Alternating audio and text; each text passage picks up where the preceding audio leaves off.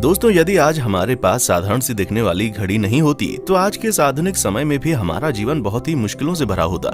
इतना ही नहीं, आज के समय में जो चीजें एक एक सेकंड के हिसाब से चल रही हैं, जैसे रेलगाड़ी का समय, जहाज का समय, ये सब कुछ संभव नहीं हो पाता।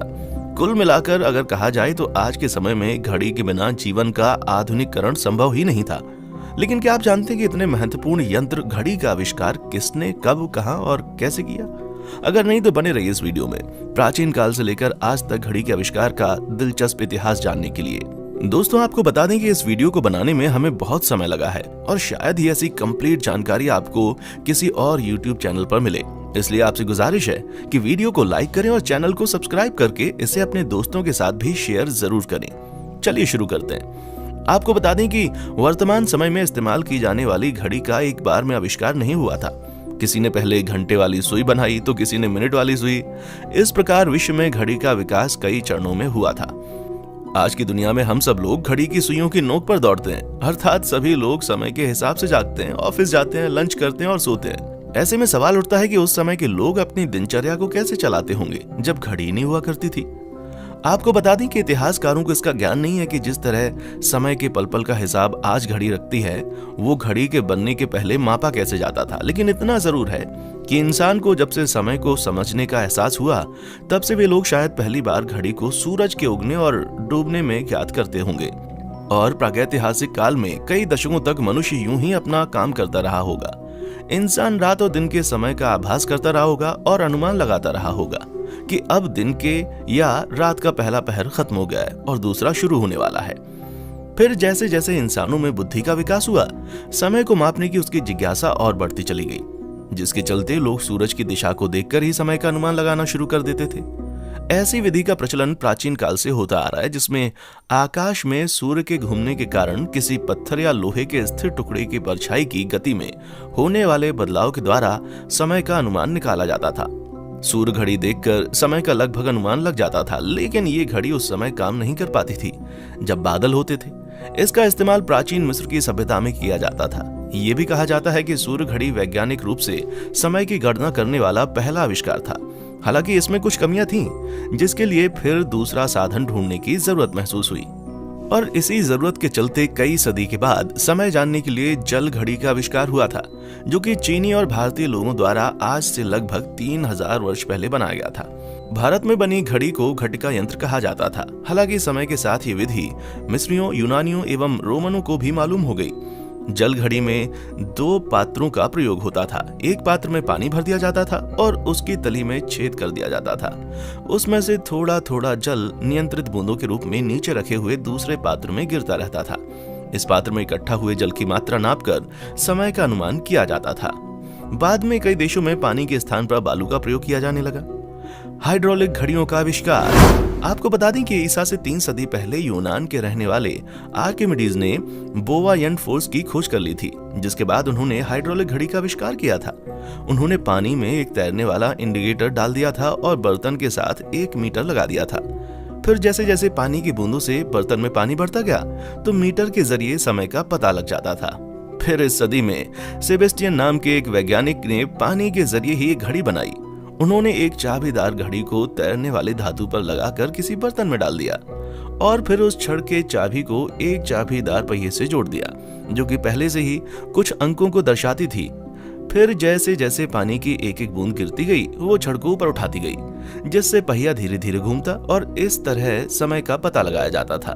आपको बता दें कि फिर इसी तरह जल का प्रयोग करके कई सदियों तक कई देशों में वाटर क्लॉक टावर बनाया गया और बहुत सी जगहों पर इसी पानी का प्रयोग करके उसमें घंटी भी लगाई गई, जिसके सबूत आज से लगभग 2500 साल पहले प्राचीन यूनान में मिलते हैं।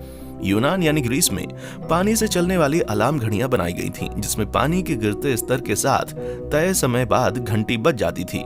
ये उस समय में एक बहुत ही बड़ा आविष्कार हुआ करता था। फिर 9वीं सदी में इंग्लैंड के एल्फ्रेड महान ने मोमबत्ती द्वारा समय का ज्ञान करने की विधि का आविष्कार किया। उन्होंने एक मोमबत्ती पर लंबाई की और समान दूरियों पर चिन्ह अंकित कर दिए। फिर मोमबत्ती के जलने पर सभी चिन्ह तक उसकी लंबाई के पहुंचने का निश्चित समय दर्ज कर लिया जाता था। आधुनिक घड़ी के आविष्कार पर विवाद। आधुनिक घड़ी के आविष्कार के बारे में जानने से पहले आपको ये बताना बहुत जरूरी है कि इसका भी आविष्कार एक बार में नहीं हुआ। दरअसल पहले घड़ी की सिर्फ घंटे वाली सुई हुआ करती थी, फिर कुछ समय बाद मिनट वाली सुई और फिर सेकंड्स वाली सुई आ गई। यही वजह है कि आधुनिक घड़ी के आविष्कार को लेकर कई तरह के विवाद हैं। इतिहास और मीडिया रिपोर्ट्स के मुताबिक घड़ी के आविष्कार का श्रेय पोप सिल्वेस्टर द्वितीय को जाता है, जिन्होंने सन 996 ईस्वी में यांत्रिक घड़ी का आविष्कार किया था। आपको बता दें कि यांत्रिक घड़ियों में अनेक पहिए लगे होते हैं जो किसी कमानी, लटकते हुए भार या अन्य उपायों द्वारा चलते जाते हैं। इन्हें किसी डोलनशील व्यवस्था द्वारा इस प्रकार नियंत्रित किया जाता है कि इनकी गति एक बराबर होती थी। इनके साथ ही इसमें घंटा या घंटी भी होती थी जो निश्चित समय पर खुद ही बज उठता था और समय की सूचना देता था। यूरोप में इस घड़ी का प्रयोग 13वीं शताब्दी के मध्य में कई जगह होने लगा। हालांकि इस समय बनी ये घड़ी आज तक की कंप्लीट घड़ी नहीं थी। इसमें ना तो मिनट की सुई थी और ना ही सेकंड्स की।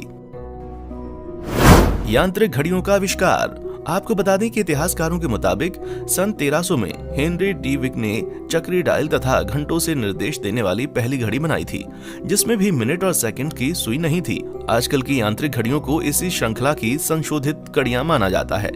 16वीं शताब्दी तक घड़ी जिस रूप में थी वो काफी बड़ी थी। घड़ियां बाजार, महल या किसी सार्वजनिक स्थल पर लगी होती थी, इसलिए घड़ी को एक जगह से दूसरी जगह ले जाना बहुत मुश्किल था। इतिहासकारों के मुताबिक सन 1577 में घड़ी के मिनट वाली सुई का आविष्कार स्विट्जरलैंड के जॉस बर्गी द्वारा उनके एक खगोल शास्त्री मित्र के लिए किया गया था, जिसका प्रयोग घड़ियों में किया जाने लगा। उस समय घड़ी के अंदर कल पुर्जे जैसे गियर कटिंग इंजन और स्टील निर्माण भी उतना अच्छा नहीं था जैसा आज है, और साथ ही साथ वे बहुत ही वजनी हुआ करते थे। इसीलिए समय समय पर घड़ी को छोटा और हल्का करने के लिए कई प्रयास होते रहे। आपको बता दें कि कई लोगों का मानना है कि सबसे पहले जर्मनी के न्यूरमबर्ग शहर में पीटर हेनलिन ने एक ऐसी घड़ी बना ली थी जिसे एक जगह से दूसरी जगह ले जाया जा सके। जर्मन इतिहासकारों के मुताबिक उन्हें छोटे पोर्टेबल सजावटी पीतल घड़ियों के निर्माता के रूप में जाना जाता है। वे बहुत ही दुर्लभ और महंगी घड़ी बनाया करते थे जो उस समय के बड़े लोगों के बीच फैशनेबल थे, और आपको बता दें कि कई देशों में इन्हें ही आधिकारिक तौर पर घड़ी का आविष्कारक माना जाता है। आपको बता दें कि स्पाइरल फीट मैन स्प्रिंग का प्रयोग इसी दौर में शुरू हुआ था। ये घड़ी के इतिहास का महत्वपूर्ण आविष्कार था, क्योंकि अब घड़ी निर्माता को समय की गति सही रखने के लिए भारी वजनों की जरूरत नहीं थी। लेकिन 1675 में संतुलित स्पाइरल स्प्रिंग के प्रयोग से घड़ी के समय मापने की क्षमता में काफी बदलाव आया। घड़ी अब हर घंटे यहाँ तक कि मिनट मापने में भी कारगर हो गई थी, और आकार छोटा होने के साथ साथ घड़ी के उपयोग करने के तरीके में भी परिवर्तन आ गया था। अब घड़ी फैशन एक्सेसरीज के रूप में इस्तेमाल होने लगी थी। इसका चलन तब शुरू हुआ जब इंग्लैंड के राजा चार्ल्स द्वितीय ने सोने की चेन के साथ जोड़कर कोट की जेब में इसको रखा। वर्तमान में हम हाथ में जो घड़ी पहनते हैं वैसी पहली घड़ी फ्रांसीसी गणितज्ञ और दार्शनिक ब्लेज पास्कल ने बनाई थी। ये वही ब्लेज पास्कल हैं जिन्हें कैलकुलेटर का आविष्कारक भी माना जाता है। लगभग 1650 के आसपास लोग जेब में घड़ी रखकर घूमते थे। ब्लेज पास्कल ने एक रस्सी से इस घड़ी को हथेली में बांध लिया ताकि वो काम करते समय घड़ी देख सकें। आपको बता दें कि समय के साथ कई तरह की घड़ियां बनने लगी, जिसके चलते बहुत से व्यापारी घड़ी की अलग अलग तरह की डिजाइन बनाकर व्यापार में आने लगे। आपको बता दें कि पुराने जमाने में घड़ियां बहुत ही महंगी हुआ करती थी। इसे हर कोई नहीं खरीद सकता था, इसलिए 18वीं सदी में कई राजाओं द्वारा अपने क्षेत्रों में समय देखने के लिए बड़े बड़े क्लॉक टावर बनवाए गए, जिसमें बड़ी बड़ी घड़ियां लगी होती थी, और ये टावर किसी ऐसी जगह पर होते थे जहां से लोगों को समय देखने में आसानी हो। उदाहरण के तौर पर आप लखनऊ और देहरादून के घंटा घर को देख सकते हैं। भारत में समय देखने के लिए पहले से ही कई प्रयास किए गए थे, जिसके चलते 5 जगहों पर जंतर मंतर का निर्माण भी किया गया था, ताकि इनकी मदद से सूरज की दिशा और उससे बनी परछाई के आधार पर समय का पता लगाया जा सके।